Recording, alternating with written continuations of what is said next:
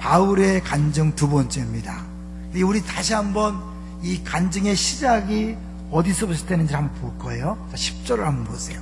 10절 시작. 이제 내가 사람들에게 좋게 하랴, 하나님께 좋게 하랴, 사람들에게 기쁨을 구하랴, 지금까지 사람들의 기쁨을 구하였다면 그리스도의 종이 아니니라. 자, 여기에 복음의 아주 핵심이 들어있어요. 이 10절에 이제 좀 이따 같이 나누기로 하고요. 이렇게 시작된 간증이 어떻게 끝나나 보세요. 어떻게 24절 보겠습니다. 24절 시작. 나로 말미암아 하나님께 영광을 돌리니라. 누가요? 누가? 여기 보니까 22절에 그리스도 안에 있는 유대의 교회들이 나로 말미암아 하나님께 영광을 돌리니라. 간증의 중요한 포인트는 내가 드러나는 게 아니라 누가 드러나는 거예요? 하나님이 드러나셔서 하나님께 영광을 돌리는 거죠. 근데 사실 사도 바울이 간증을 하게 된 계기는 하나님께 영광을 돌리기 위해 또 처음 시작한 것이 아니라 자기를 비판하는 사람들에게 변증하기 위해서 간증을 시작했지만, 그러나 그 간증 안에서도 그런 처음부터 마지막까지 복음을 전하는 것에 집중했다는 것을 알 수 있어요. 그래서 지난주에 바울이 세 가지를 변호했다는 것을 말씀드렸고, 세 번째 것은 오늘 말씀드린다고 그랬잖아요. 기억나시나요? 자, 세 가지가 뭐였습니까? 첫 번째로 바울이 부인하는 건 뭐냐면, 그의 복음 메시지가 자신의 성찰이나 추론 사유를 통해 얻은 것이란 주장을 부인한 거죠. 그러니까 오래 연구하고 고민하고 애를 써서 얻은 것이 아니라 한순간에 하나님이 그를 변화시키셔서 그가 알게 됐다. 그러니까 하나님으로부터 직접 받은 계시지 내가 열심히 연구해서 노력해서 얻은 게 아니다 라는 것들을 강조하기 위해서 나는 핍박자였고 회방자였다, 그런 것을 13절에 얘기하는 거죠. 두 번째 그의 반박 내용은 뭐냐면, 그의 메시지가 다른 사람들에게서 배운 것이라는 주장을 부인하고 있습니다. 그래서 자기는 내가 예수 만난 다음에 다른 사도들을 찾아가거나 누굴 찾아가지 않았다. 나는 주님이 직접 나에게 주셨기 때문에 그들을 찾아갈 필요가 없었다라고 이야기했습니다. 세 번째, 간증하게 된 이유 세 번째가 뭐냐면, 다른 사도들이 하나님이 자신들에게 주신 메시지로 바울이 받은 메시지를 점검해 본 결과 똑같다는 것을 입증했다는 거죠. 다른 사도들이 하나님이 자신에게 주신 메시지로 바울이 전하는 복음 메시지와 이렇게 한번 비교해 봤더니 똑같았다. 그렇기 때문에 문제가 없는 것이다, 그 얘기를 하는 거예요. 오늘 본문이 그 내용이에요. 한번 볼까요? 18절을 보세요. 18절에 보면 곧바로 가지 않았다는 거예요. 두 번째처럼 다른 사람 배운 것이 아니고 다른 사람의 인정을 받을 필요가 없었기 때문에 18절 시작. 그 후 3년 만에 내가 게바를 방문하려고 예루살렘에 올라가서 그와 함께 15일을 머무는 동안 베드로를 만났어요. 그 다음 또 누굴 만났습니까? 19절 주의 형제 야고보 외에 다른 사도들은 보지 못하였노라. 베드로도 만나고 야고보도 만나고, 또 결정적인 22절이에요. 22절 시작. 그리스도 안에 있는 유대의 교회들이 나를 얼굴로는 알지 못하고, 본 적도 없으니까 23절 다만 우리를 박해하던 자가 전에 멸하라던 그 믿음을 지금 전한다 함을 듣고, 전한다 함을 들었어요. 근데 그것이 무슨 내용인지 확인해 봤을 거 아니에요, 그죠? 그래 듣고 24절에 나로 말미암아 하나님께 영광을 돌리니라. 그러니까 괜히 하나님께 영광을 돌리겠어요? 틀렸다면, 잘못된 복음이었다면 하나님께 영광을 돌리지 않겠지요. 결국 바울 사도는 자기 간증을 통하여 이 세 가지를 주장하는 가운데 또 그 가운데 복음의 진수가 들어있음을 오늘 살펴보려고 합니다. 지난주 걸 잠깐 요약하면요, 바울은 사실 은혜의 복음이 무엇인지를 보여주는 대표적인 모델이다. 그래서 바울의 간증을 들어보면 아, 저게 복음이구나, 저게 바로 은혜라는 것을 누구나 알 수 있다는 거예요. 왜 그렇죠? 바울은 철저하게 핍박자였고 죄인의 괴수였고 도저히 구원받을 만한 조건이 없는 사람이었는데 하나님이 그를 아무 공로 없이 아무 근거 없이 전적인 은혜로 그를 변화시켜서 구원받았을 뿐만 아니라 이방인의 사도로 세우셨다. 그러니까 바울의 간증은 복음이 무엇인지 은혜가 무엇인지를 보여주는 가장 좋은 모델이라는 것을 지난주에 봤어요. 그런데 그렇게 하다 보니까 이 바울을 하나님께 택한 것이 언제인가 그 문제를 얘기하다가 모태로부터 택했기 때문에 결국 그의 모든 것들은 하나님께서 처음부터 마지막까지 다 주관했다는 것을 보여주고 있었어요. 자, 오늘은 이제 바울이 자기가 간증하는 중에 그 예수 믿고 구원받았을 뿐만 아니라 그 이후의 삶 속에서도 이 복음이 그에게 어떻게 영향을 미쳤는가를 보여주고 있습니다. 한번 볼까요? 우리 읽지 않았지만 17절을 보겠습니다. 17절 시작. 또 나보다 먼저 사도된 자들을 만나려고 예루살렘으로 가지 아니하고 아라비아로 갔다가 다시 다메섹으로 돌아갔노라. 그리고 3년 만에 개발을 찾아갔으니까 그 3년 동안은 철저하게 사람을 만나서 뭐 자기 이야기를 하고 검증받는 게 아니라 주님 앞에서 고독의 훈련을 하면서 하나님과 대면하여 하나님으로부터 훈련받는 그런 기간이 있었다는 거예요. 여기서 우리가요, 진짜 복음이란 것은 우리가 예수 믿고 구원받는 것 끝나는 게 아니라 그 복음은 전적인 은혜이기 때문에 계속해서 하나님으로부터 배우는 것이 필요하다는 것을 우리에게 가르쳐주고 있는 거예요. 근데 잘못하면 복음을 단순히 구원받는 통로로만 생각하기 때문에 예수 믿고 구원받았다, 그래 알았다, 복음 알았어, 그 다음에 뭐냐? 아니라는 거예요. 구원받을 때도 복음이지만 그 이후에도 계속해서 복음이 이 바울의 인생의 모든 것들을 영향을 줬고 주장했다. 그러니까 복음은 알아가야 되는 것을 우리에게 보여주고 있는 거죠. 그러니까 복음을 그 깊이를 날마다 더 알아갈 필요가 있다. 이제 결론적으로 말씀드릴 거지만 우리가 이 복음에 대해서 할 때 꼭 알아야 될 세 가지를 저희가 두 개는 이미 얘기했고요. 오늘 그 세 번째를 얘기할 텐데 복습 겸 오늘 걸 하기 위해서 우리가 복음이 무엇인가를 얘기할 때 꼭 알아야 될 세 가지. 첫 번째는 복음은 뭐가 아니라 그랬죠? 계속해서 조언이 아니라 소식이다. 소식이에요. 그래서 뭐뭐 하라, 뭐뭐 하면 좋다. 모든 종교가 조언을 하지만 그것을 행할 능력이 없기 때문에 사실 그림의 떡이고 구원이 없는 거죠. 그래서 기독교에만 복음이 있는 것은 이 복음 때문이에요. 왜?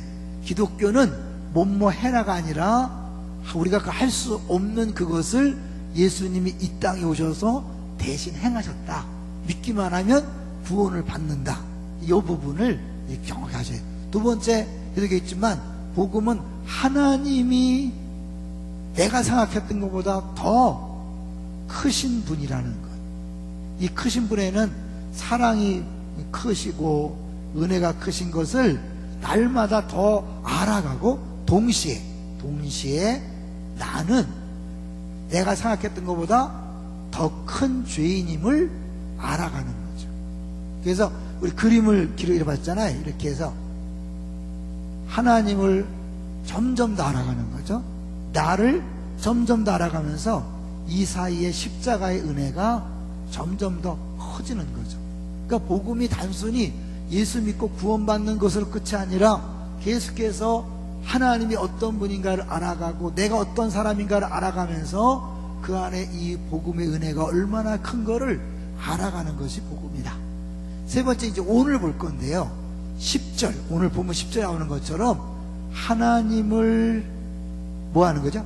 하나님을 기쁘게 할 것인가, 사람을 기쁘게 할 것인가, 요 얘기인데요.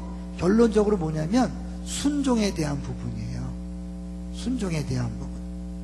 복음 율법은 뭐냐면 내가 열심히 순종하면 하나님이 나를 사랑하시고 또 어떻게 해요? 복 주신다. 이게 율법이거든요. 내가 열심히 순종했을 때 내 행위가 근거가 되어 하나님 나를 사랑하고 복 주시는 거예요. 복음은 뭐라 그랬죠? 하나님이 먼저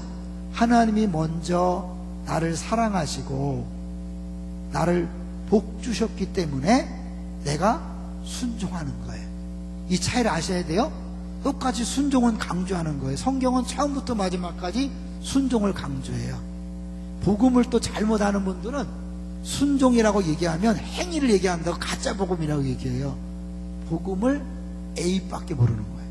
A부터 Z까지 있는데 A밖에 모르면 순종 얘기를 못해요. 근데 진짜 복음은 뭐냐면 성경 신구약 성경에서 계속 순종을 얘기하는데 율법은 네가 그렇게 순종해야 하나님 너를 사랑하고 복 주신다 하다 보니까 계속 힘든 거죠. 복음은 뭐야? 예수님 때문에, 그렇죠? 예수 그리스도 때문에 하나님은 나를 100% 사랑하시고 100% 복 주신다. 믿습니까? 그러기 때문에 이제 내가 뭐야? 하나님께 사랑하고 사랑을 드리고 순종하는 삶을 사는 거죠. 그래서 이게 뭐야? 결국은 하나님을 기쁘시게 하는 거죠. 근데 요 차이가 가셔야 돼요. 요때 순종하는 것은 결국 하나님 마음에 들어서 하나님의 사랑을 따내고 복을 따내기 위해서 목적을 가지고 순종하는 거예요. 그리고 자기 자신을 위한 거죠.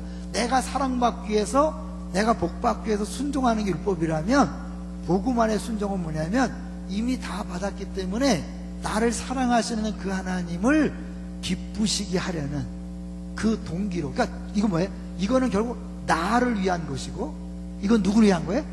하나님을 위한 거예요. 순종인데 나를 위한 순종, 이거는 하나님을 위한 순종. 차이가 엄청난 거죠. 이건 아무리 해도 부족을 느끼기 때문에 만족이 없어요. 이거는 이미 이걸 받았기 때문에 내가 잘하든 못하든 하는 것만큼 행복을 느낄 수 있는 거예요. 신앙생활 하면서도 우리가 끊임없이 이 부분에 매여 있어요. 내가 잘해야 하나님이 나를 인정하고 사랑하고 복 주시고 심지어 기도 응답을 하신다. 그러니까 늘 뭔가 안 될 때, 문제가 생길 때 나에게 문제가 있나 생각하고 계속 자기를 자책하죠. 굉장히 좋은 것처럼 보이지만 기뻐할 수 없고 감사할 수 없는 거죠.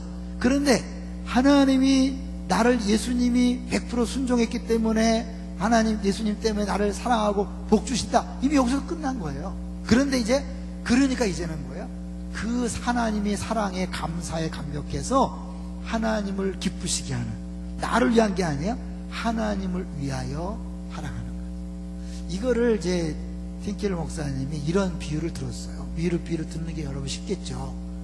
야구팀이 있는데 야구팀의 아버지가 코치예요. 아버지 코치. 아들이 선수야. 아버지가 코치이기 때문에 아들이 못해도 아무 문제가 안 돼요. 그러니까 아버지는 사실 그냥 애가 안타를 치든 못 치든 후보 선수로 있든 상관없이 아들이기 때문에 사랑하는 거예요. 이게 알겠죠? 아들 사랑하는 거예요. 그런데 아들은 아버지가 자기를 사랑하기 때문에 거기서 머무는 것이 아니라 이제 홈런을 치고 안타를 치고 싶어요. 누구를 위해서?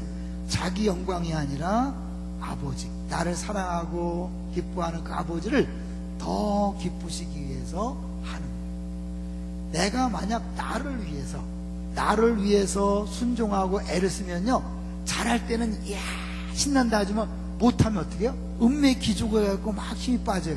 근데 이 사랑의 관계 속에서 순종하는 건 잘하면 잘한 대로 기쁘고요, 못하면 못한 대로 머리 극적이면서 잘하려고 그랬는데 안 됐네요, 이렇게 되는 거예요.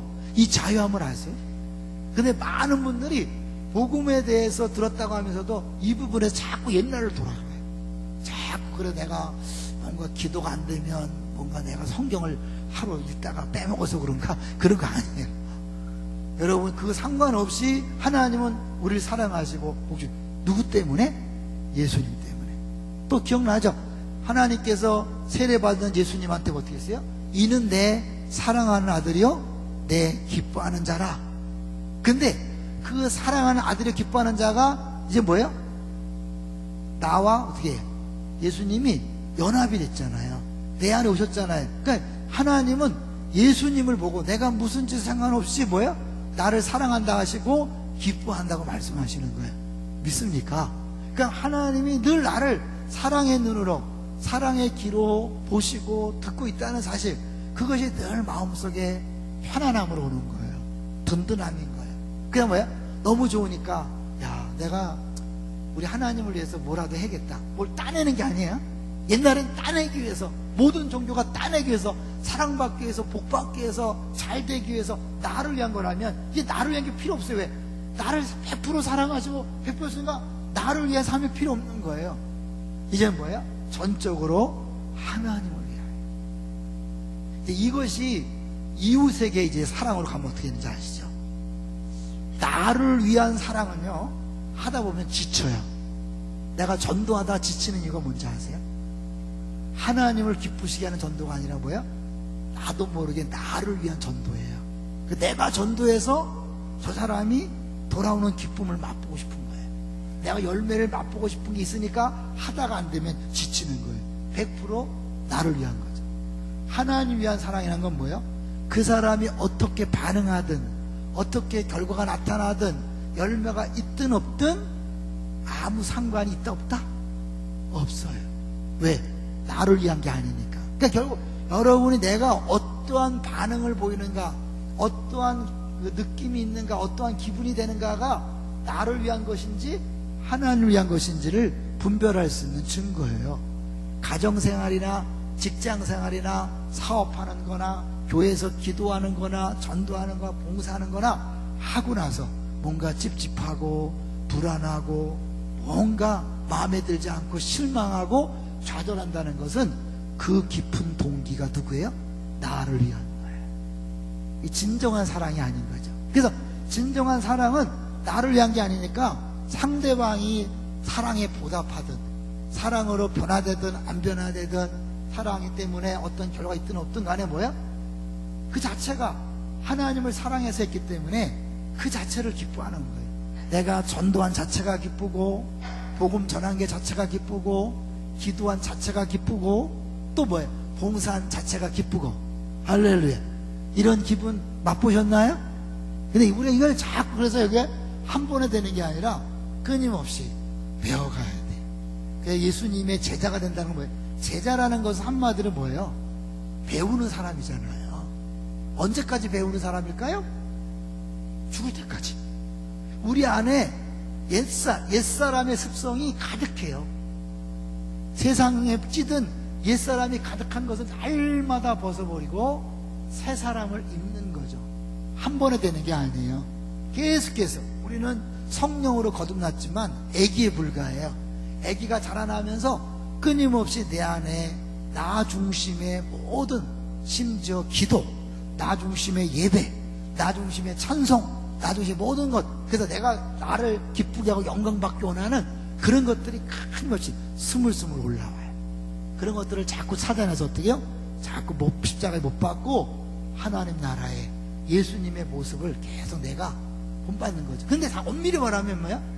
예수님이 내 안에 오셨으니까 그 예수님이 나를 통해 드러나도록 하면 되는 거예요. 내가 막 뭘 따내고 막 얻는 게 아니라 배워가는, 아 그렇구나, 내가 아니구나, 나는 역시 안 되겠구나. 그래서 육체를 계속 십자가 못 박으면서 내 안에 예수님이 내 입술을 통해 드러나도록, 내 눈빛을 통해 드러나도록, 내 손과 발을 통해 드러나도록 하는 거예요. 요새 새벽 기도의 본문이 요한복음이잖아요.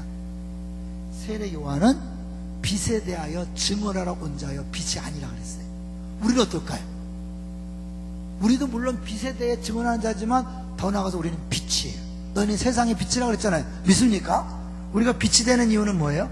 그 빛이신 예수님이 우리 안에 오셨기 때문에 그래요. 생명이신 예수님이 우리 안에 오셨어요. 그래서 나는 뭐예요? 빛이에요. 근데 내 옛사람이 육체가 드러나면 깜깜해. 그러니까 어디에요? 육체를 포기하고 육체를 부인하고 나를 십자가 못 박을 때 내 안에 생명이 얼만큼, 때로는 10%가 드러나고 때로는 20%가 드러나고 때로는 30%가 드러나. 그 나중에 뭐 100%가 드러나는 것이 완전한 성화예요. 예수를 닮는 거예요. 완전히 장성하는 거예요. 이해되시죠? 끊임없이 우리 그 싸움을 하는 거예요. 근데 그것을 어떻게 해요? 이 복음을 모르면 안 되는 거예요. 왜? 복음을 모르면 끊임없이 내가 나 중심으로, 내가 사랑받기 위해서 복받기 위해서 끊임없이 나 중심으로 봉사하고, 나 중심으로 노력하고, 나 중심으로 아내와 남편과의 그 관계도 그러는 거예요. 그러니까 부부관계도 마찬가지예요. 왜 남편한테 실망하고 아내한테 실망하느냐? 엄밀히 말하면 자기를 위한 사랑을 하는 거거든요. 자녀 사랑도 결국 자기를 위한 사랑을 하니까 막 힘들어하고 낙심하고 절망하는 거예요. 하나님 때문에 사랑하면 하나님이 주신 것만큼만 사랑하고, 그가 변하든 안 변하든 뭐야? 하나님에게 맡기고 하나님의 소관으로 인정해드리고 나는 내 할 일만 하는 겁니다. 할렐루야. 자유하겠어요? 자유하지 않겠어요? 말이 좀 그렇다, 그죠? 예, 자유한 거죠. 이거는 계속해서 알아가야 될. 자, 그것이 10절이에요. 자, 10절 다시 보겠어요? 자, 10절. 10절을 봅니다.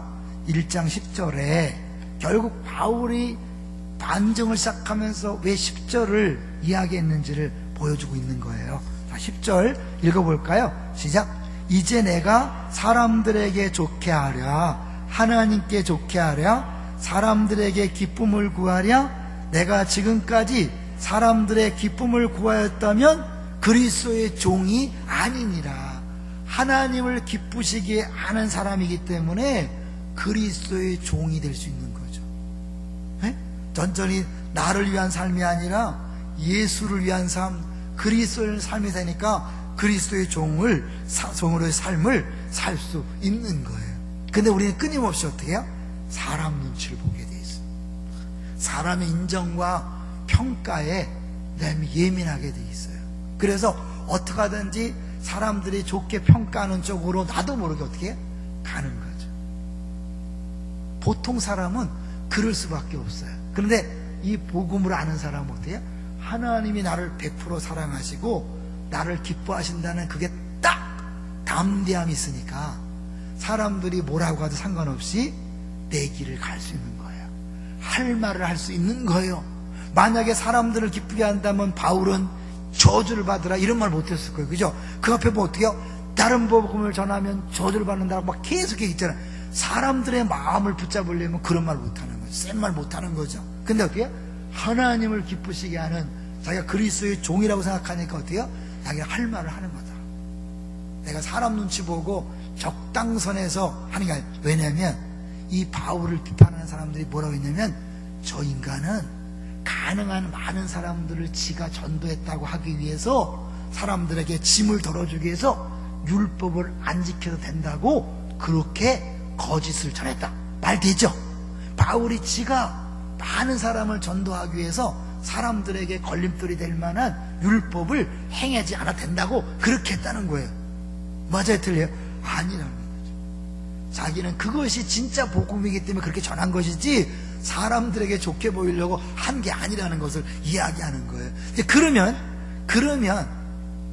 그러면 왜 바울은 오늘 읽었던 본문처럼 게바를 찾아가고 야곱을 찾아갔을까요? 사람들 신경 쓰지 않고 할 말을 하고 내가 저 앞에 받은 복음을 당당히 전하면 됐지, 굳이 게바를 찾아가고 야고보를 만나고 유대계 교인들의 인정을 받을 필요가 왜 있었을까요?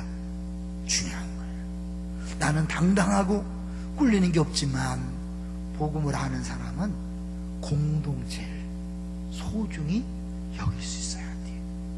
주 안에서 모든 믿는 사람들의 공동체와 관계를 잘 맺는 것도 할 수 있어야 돼요.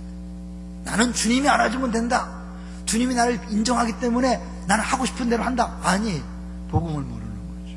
왜냐하면 복음 자체가 뭐예요? 하나님이, 예수님이 자기 됨을 깨트려서 우리를 구원한 거거든요. 내가 하고 싶은 말, 하고 싶은 행동을 다 하는 게 그게 사랑이 아니고 복음이 아닌 거예요. 왜냐하면 복음 자체가 하나님이 자기 아들을 보내셔서 우리가 할 수 없는 것들을 대신 행하고 결국 십자가에 죽게 하심으로 말미암아 구원한 거잖아요. 얘기했지만 그 예수님이 우리를 위하여 죽으시는 그 순간 엘리 엘리 라마 사막다니, 나의 하나님 하나님 어찌하여 나를 버리셨나이까, 사랑이신 하나님이, 사랑이신 예수님이 서로 갈라섰어요. 서로 외면했어요. 사랑 맞아요, 틀려요? 사랑이 아닌 거죠. 우리 부부는요, 너무너무 사랑해요. 이혼했어. 뭐예요? 그거는 웃기는 거죠. 하나님, 예수 성령님이 하나님은 사랑이신 거예요. 그분의 본질은 사랑이에요. 하나님, 예수 성령님은 절대로 떼어질래야 떼어줄 수 없는 그런 관계예요. 근데 우리를 구원하기 위해서 예수님이 죄를 뒤집어 썼기 때문에 그 사랑이 깨진 거예요. 누구를 위해서? 나를 구원하기 위해서, 우리를 구원하기 위해서. 이것을 알기 때문에 우리는 나 중심이 아니라 우리 중심이, 이웃 중심이, 다른 사람의 중심의 삶을 살아갈 수 있는 거예요. 다시 돌아가면 저 3번에 하나님이 나를 기뻐하시고 나를 사랑하시고 나에게 모든 복을 주셨기 때문에 더 이상 나를 위한 삶을 살지 않고 뭐예요? 공동체를 위한 삶을 살게 돼 있는 거예요. 믿습니까? 그러니까 진짜 복음하는 사람은 다른 사람을 욕하고 비난하고 에이 그래 잘났다 그리고 자꾸 갈라서는 게 아니에요. 다른 사람을 밀어내는 게 아니에요. 하나 된 것을 힘써 지키는 거예요. 때로는 오해를 받고 때로는 비난을 받고 몰라서 함부로 말해도 어떻게 해요? 품고 가는 게 그게 기독교인의 모습이에요. 복음을 아는 사람의 모습이에요. 동의하시나요? 근데 많은 사람들이 이걸 착각을 해요. 주님만 알아주시면 됐죠.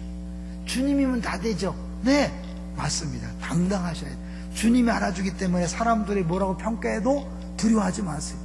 그것 때문에 흔들리지 마세요. 그러나 그것이 내 마음대로 내 뜻대로 하는 게 아니 그리스도의 종이잖아요. 주님이 말씀하시고 주님이 원하시는 대로 사는 게 종의 모습인 줄로 믿습니다. 우린 자꾸 잊어버려요. 종이란 사실을 잊어버려요. 그래서 내가 마음대로 말하고 마음대로 행동해요. 아니에요. 그리스도의 종이잖아요. 주님이 원하시는 것을 100% 하는 순종의 사람이 되는 거예요.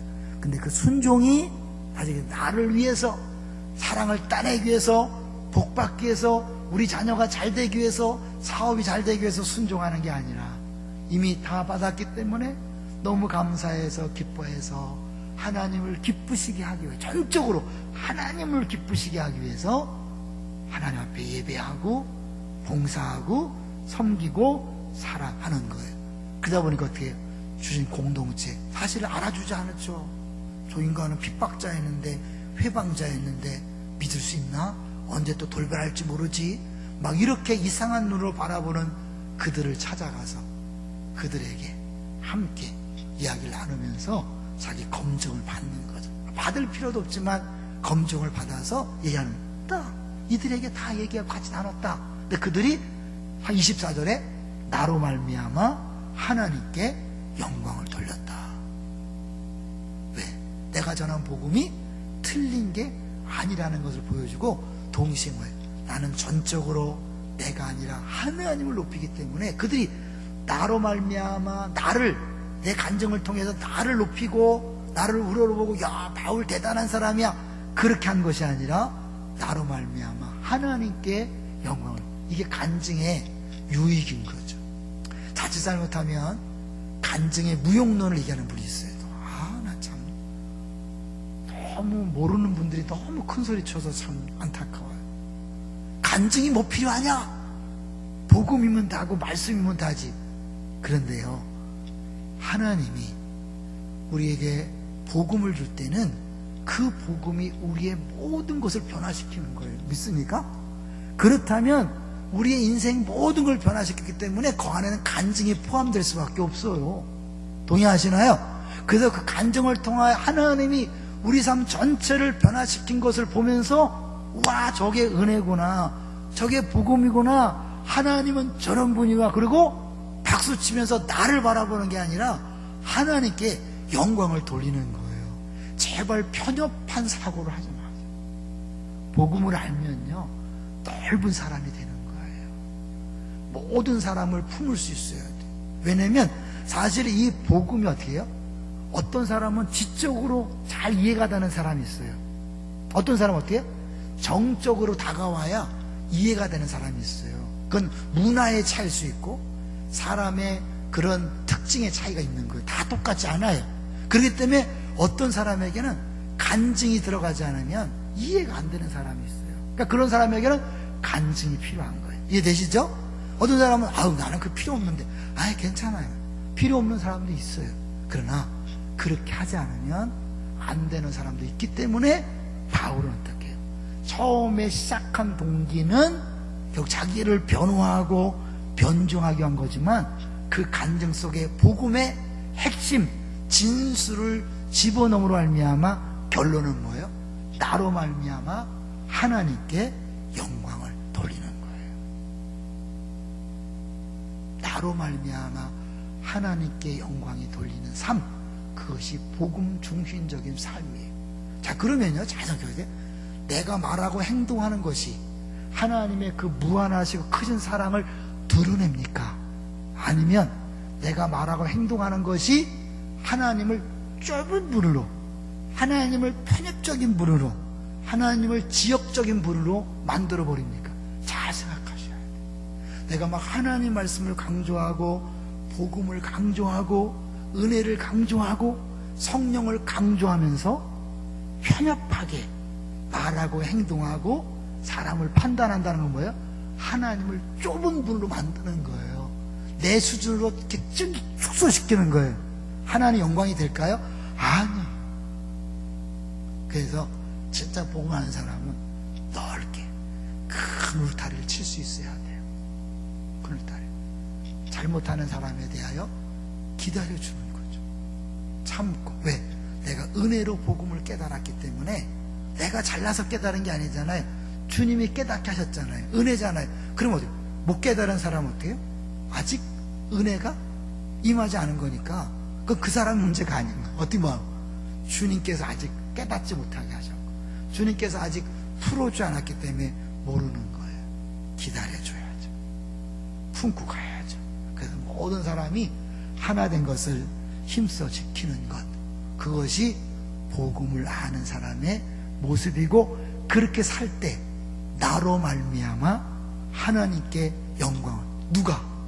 내 주변 사람들이, 여러분 주변 사람들이 여러분 때문에 하나님께 영광을 돌리는 그런 삶이 되시기를 주의 이름으로 축원합니다. 늘 생각하세요. 자꾸 생각하세요. 내가 막 흥분해서 강조하고 막 세게 말하는 사이에 어느새 하나님을 아주 수준 낮은 분으로 만들고 있지 않은가? 아니면 나의 말과 행동과 삶이 하나님의 크신 사랑, 그 크고 넓은 분임을 말씀과 보여주고 있는가? 우리 그 부분에 대해서 집중적으로 기도하고 또 그렇게 또 살게 되시기를 다시 한번 주의 이름으로 축원합니다.